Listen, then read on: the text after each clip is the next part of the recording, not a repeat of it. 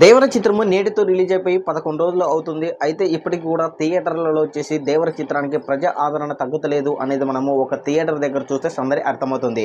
ఇప్పటికి 11వ రోజు కూడా థియేటర్ల దగ్గర వచ్చేసి కొన్ని ఏరియాల్లో కూడా రాత్రి షోలో కూడా భారీగా హౌస్ఫుల్ బోర్డులు పెడుతున్నటువంటి విధానం గమనించుకోవచ్చు.